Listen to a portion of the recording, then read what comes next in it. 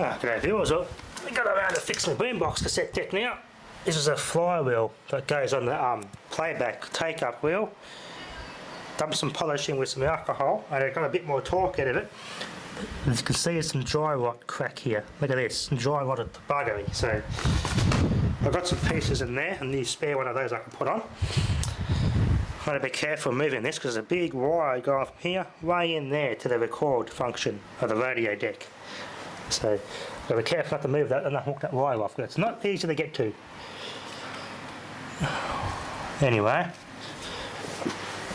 if I place this here, I'm going to try and clean up the other main belt. Not this belt. This belt's okay, thankfully. It's quite a nice, well-built cassette mechanism, this.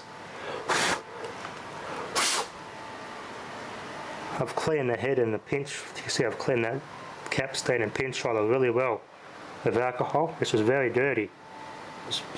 I was surprised it didn't tear the bloody tape up. Lucky it didn't.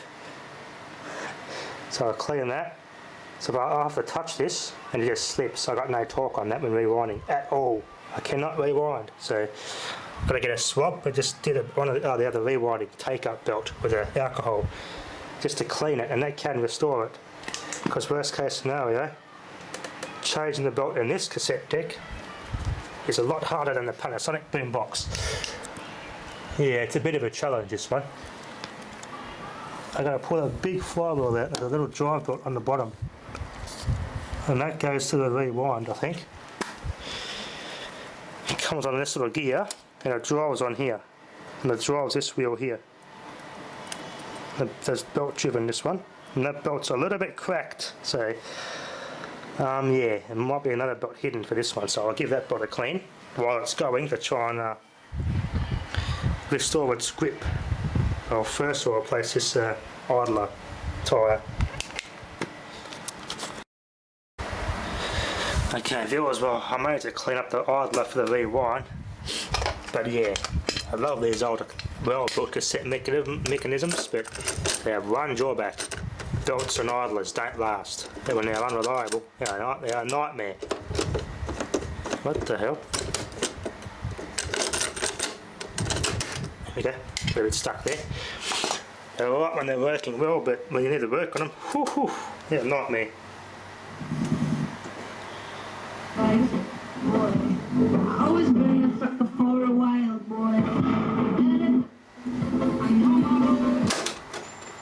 Yeah. I also discovered I had the chord level here. Didn't realise there had been tape and stuff for this cassette deck. It's been over amplified because these are turned all the way up and the gain was overdriven on the recording. So I put them back in the central now. Now it records alright. Fast forward. What's done is done. Nice song. But don't want to get some copyright infringement there. Yeah, see, still slides.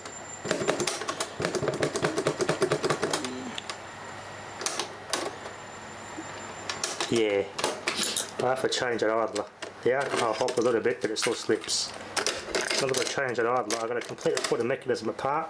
I'm going to pull all this apart. There's a big rod going from here to here, which puts this into recording mode and mechanically actuates it. That's a nightmare to put all back together. So the best alternative is to fast forward the other side of the tape.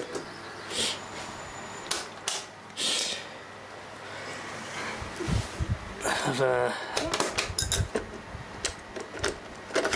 redid the idler behind here that drives the take-up wheel for playing, so that's all been fixed. And yes, to rewind.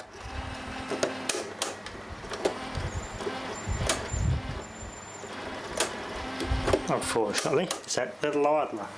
It's an absolute nightmare to get to. But other than that, it works quite well. It works very well now, other than that slipping rewind idler. I'll do some more recording now on that tape. Yeah, they've got the thing set right. They gain the whole bloody time. Anyway, I've actually put a light input on this too. Works quite well, although the sensitivity is a bit crude because when I have a volume turned up too high, it will just overdrive the transistors, the input, and we'll start cutting out. So yeah, they've done a pretty crude way out of done that, because it's designed for a low voltage cartridge that plugs into this. Little MP3 players and phones, whatever you want to plug here, is obviously putting in a bit more than what a cartridge would feed into this thing, so it's overdriving it and it's tripping it out. So only designed for a low voltage cartridge to go in there, so that's no surprise. Yep, it's working it quite well now. Quite happy with that. Anyway, thanks for watching.